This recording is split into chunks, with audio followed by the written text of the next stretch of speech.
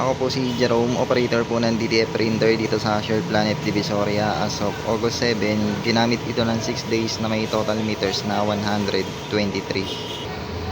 Dito po ang printer head area. Ang huling palit po ng colored ay noong May at yung white naman po ay nitong August lang.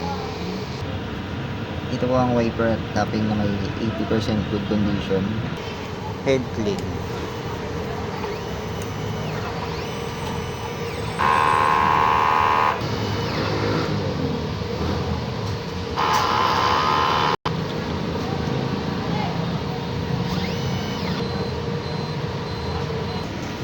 Punasan ng wiper at tapping after ng head clean.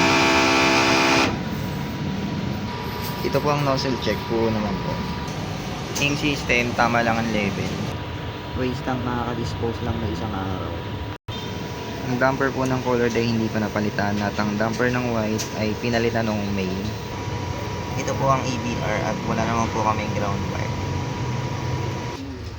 Ito po yung aking mga inks at waiting na lang po kami din sa delivery ng mga kulang. Genius ink, DTF film at wala na po kaming powder. Waiting na lang po dun sa SRR namin. Production log. Checklist. At ang nagamit ko sa consumables ay isang white ink. Yun lang po. Thank you.